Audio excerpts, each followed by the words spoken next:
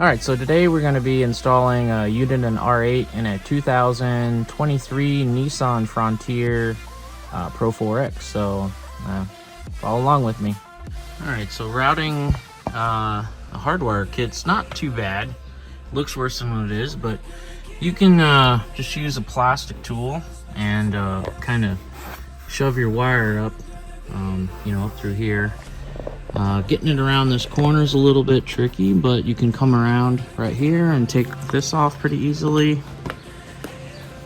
Pull it down like this, and you can just kind of stuff your wire up in there. And just follow that channel all the way down.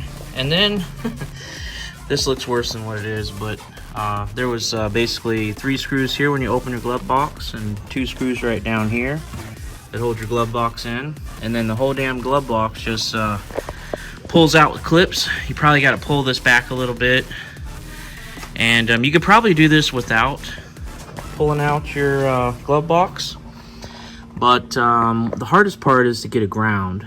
That's really the hardest thing, because you can't get a good ground by just plugging in right here with just the fuse box access there. So I went ahead and just pulled the glove box out so that way I can get a good ground to go ahead and finish landing my hardwire kit for my Uniden here. So we'll see how that goes. Now, one other option instead of using the fuse kit is to use Nissan's provided accessory service connector. Here you can see a picture of it. Some vehicles have this already installed, reading on the internet basically in the forums, and if you don't have it, you can purchase it for about $15. This is an accessory cable that is just kind of pretty neat. A lot of the Nissan vehicles have this accessory connector, and you can see the wiring diagram there. For a radar detector, you probably want to use the ground and the ignition, depending on your preferences, of course, on that. And depending on which vehicle you have, with the Nissan Frontier, I didn't really specifically go looking for it, but the forums say that this connector is under the hood, which I don't know if that would be very convenient. Some of the other vehicles like Ultimas and Titans and older vehicles, this connector is found in the kick panel on the driver's side and the passenger side. Some vehicles have it already pre-installed, so I guess you'll have to kind of do a little bit of research. And if this is the way you want to wire up your radar detector, I just wanted you to be aware that for Nissan this is available. However, I kind of like the fuse block method. It seems to be way easier to install. But however, Nissan does a pretty good job of thinking ahead. All right, so next would be to find some power that we can tap into. The nice thing about these hardware kits, this is the one that I got here. Pretty nice. That's the brand I got from Amazon. They come with different kinds of adapters that will replace your fuse. So this is a fuse puller here, and I've already picked on the number 5 here, which according to the door shows that this is an accessory spare. So that sounds like something that I would want to hook into. So I used the fuse puller to pull that out. And then you'll want to get the right adapter, and then basically what you're going to do is you're going to take that fuse you pulled out and install it into this pocket right here, or this fuse holder. And then you're also going to be using a fuse that's going to fuse your accessory, and in this case it's going to be a radar detector. Alright, the other nice thing about this is it does have an inline fuse here as well, so just make sure that fuse is installed. It comes with a couple of extra ones and some parts that you're not going to need. But I went ahead and picked on this screw up here in this Nissan Frontier. Looked like a pretty good ground screw, so I went ahead and installed that. And then you can see this is the final installation of the fuse kit here. So you're going to take the existing fuse and put it in, and then your fuse that came with the kit. It fits in there real nice. Alright, so go ahead and do a test power on here with one hand.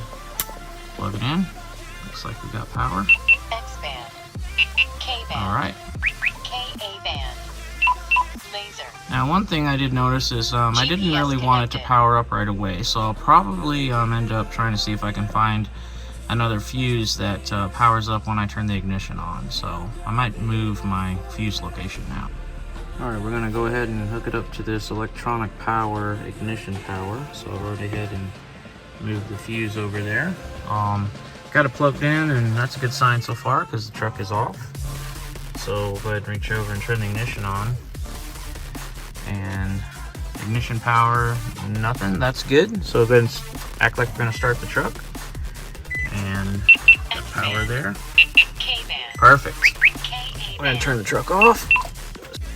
Alright, we went ahead and just snapped our glove box back in and put the 3 screws in here. There's 2 screws right here that hold the glove box in. Of course, just make sure you get your trim all back together and all the clips are snapped in. And if you can see inside here, you can't really even see that I've been in here, really, other than you got the fuse there. I recommend that you go ahead and zip tie this up real good so this doesn't pop out. So I did a good job trying to dress it all down and keep everything hidden there. So the door panel here for the fuse box is pretty much ready to go back in. And then we're going to be mounting the Uniden next up there. Alright, so the last step we're going to be doing is I'm going to use this suction cup mount, and I'm going to be using this little plastic mount here, because where I want to mount this is right here on these dots, and this is not going to give us very good suction. So I'm planning on sticking this up here with some 3M tape, and that'll give us a nice surface there that the suction cup can hold on to and hold it up there. And it's pretty tight up here for an R8. I got a lot of things I gotta dodge. I'm gonna put it right about here. Of course, barely gives me enough room to open the sunglass compartment right here. It does come down okay. It does touch the face of it there. And then of course I still want to use my visor. So that's pretty much the space that we have to deal with. And I brought my oil with me because this is a little trick that I've learned on suction cups. Instead of using spit or lick it or use water, because that stuff will evaporate, if you just get a little bit of oil here and put on your suction cup, it'll kind of last forever because oil doesn't evaporate. Alright, I hope I don't make a mess, but I'm just going to use some cannoli oil here.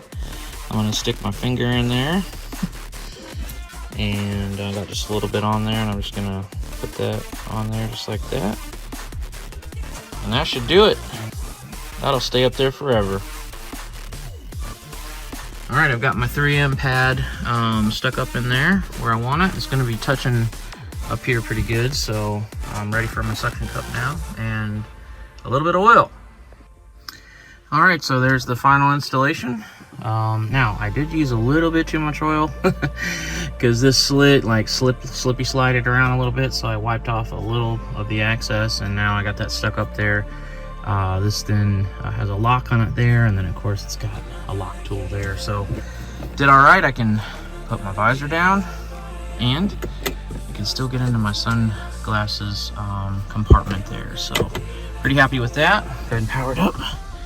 Make sure everything works correctly. So K-band, K-A-band, laser. Looks pretty good. Pretty happy with that. Wires are pretty well hidden up in there. Everything's all buttoned up. I even have my a stealth kit there, a little skin on top of my eye pass there, so you can't really see it from the outside. Let's see what it looks like from the outside real quick. Doesn't look to be too intrusive. See if I can pop up here. You can't really see the suction cup up there, and I got a blacked out kit on the eye pass, so you don't have that ugly white look from the outside there. Definitely pretty happy with that installation. So there you have it. R8 in a 2003 Nissan Frontier.